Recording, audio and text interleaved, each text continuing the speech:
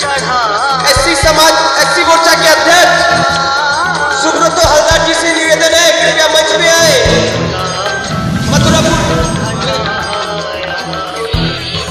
अभी डॉक्टर चित्रा जी से अनुरोध है विशिष्ट সাহায্য করতে পারছি কিনা জানি না, আমি এই বিষয়টাকে এরকমভাবে দেখি এরা সব আমাদেরই পরিবারের সদস্য, একই পরিবার। আমরা এই কটা দিন একসাথে এক জায়গায় এসে খাওয়া দাওয়া করি, মেডিকেল সেবা, খাওয়া দাওয়া, একই পরিবার। এই যে মানুষকে দিচ্ছি, হিন্দু জাতিকে দিচ্ছি, এরা সব আমাদেরই তো পরিবার। দূরান্ত থেকে ভারত থেকে এসে রাজস্থান, মধ্যপ্রদেশ, মহারাষ্ট্র, কাশ্মীর, নেপাল, আরো দূর দেশ থেকেও এসেছে। আমরা সবাই সাধারণ প্রসাদ का वितरण किया जा रहा है। हमारे सारा যাওয়ার আগে করছে এবং ভগবান আমাদেরকে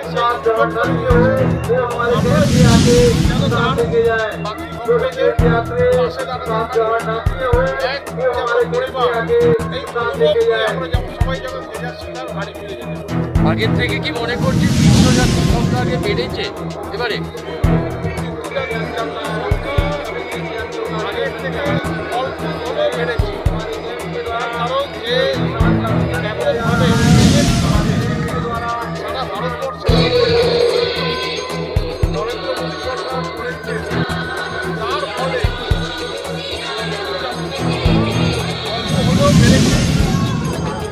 যা অল্প আরও বাড়ল, যা অল্প কম বেড়েছে, তার কারণ হচ্ছে পশ্চিমবঙ্গে সরকারের যে ব্যবস্থা যে খারাপ করে ওই দেশে সারা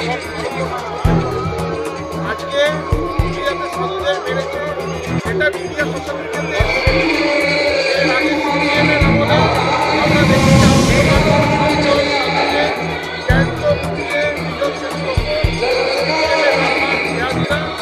তাদেরকে বেড়েছে। এই বার্তাগুলি যখন ভারতবর্ষে ছড়ায় এটা আমাদের পশ্চিমবঙ্গের জন্য একটা নেগেটিভ ইম্প্যাক্ট করে। এইসবকেও কাটিয়ে উঠে বিশেষ করে আমাদের মোদীজি যে সুব্যবস্থা করেছেন ট্রেনের, তার ফলে অল্প হলেও তীর্থযাত্রীর সংখ্যা এবছর বেড়েছে। দাদা কয়েকদিন পরেই 22 তারিখ রাম মন্দির উদ্ঘাটন, কি মনে করছেন মাননীয় প্রধানমন্ত্রী নরেন্দ্র মোদী তাদের একটা রাম মন্দির উদ্ঘাটন করবেন? কত লোক ওখানে? দেখুন, ওখানে তো এটা বাই অর্ডারই আছে যে রেস্ট্রিক্টেড যাদেরকে নিমন্ত্রণ করা হচ্ছে তারাই যাবে। যদি রেস্ট্রিকশন না থাকে লক্ষ লক্ষ লোক, 1 কোটি লোক ভারতবর্ষ থেকে অযোধ্যায় গিয়ে জড়া হবে এবং সারা পৃথিবীতে এবং সেখানে একটা অব্যবস্থা তৈরি হবে। তার জন্য অযোধ্যায় যাওয়ার ওপর একটা রেস্ট্রিকশন রাখা হয়েছে। বরঞ্চ যারা সনাতনী গ্রামেগঞ্জে আছে তারা গ্রামে যে যার সে তার এলাকার মন্দিরে তারা জমায়েত হবে এবং প্রভুরামের পুজো করবে। ঠিক যেরকমভাবে আমরা 22 তারিখ কলকাতাতে সেন্ট্রাল এভিনিউর ওপর রাম মন্দিরে আমরা জমায়েত হব।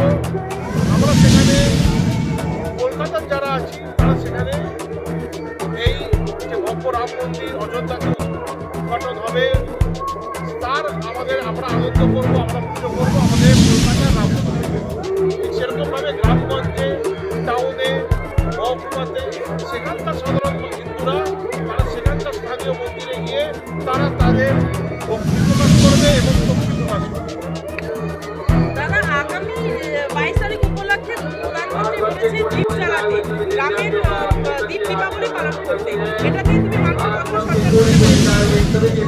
আমরা আমাদের যারা শিল্পবাহিনীর কর্মী আছে গ্রামেগঞ্জে, যারা আমাদের সমর্থক আছে, সাপোর্টার আছে, আমরা এই মেসেজটা অনেক আগে থেকে দিচ্ছি করে বলার পর যে তারা যেন নিজেদের গ্রামে, এলাকাতে, বাড়িতে দীপ প্রজ্বলন করে এবং ঠিক যেভাবে কালী পুজো এবং দীপাবলি পালন করে সেটা হচ্ছে বাজি ফাটিয়ে, বাজি ফুটিয়ে, ঠিক সেরকমভাবেই তারা যেন রাম মন্দির যে উদ্বোধন হবে ভগবান শ্রীরামের, যেটা একটা ছাত্র ধর্মের পরিচয় সেই ৯৯ সালে কর সেবকরা দিয়েছিল, রাম মন্দির এটা মনে রাখতে হবে, রাম মন্দির উপচন হচ্ছে, রামের নাম জপ করতে করতে হচ্ছে না।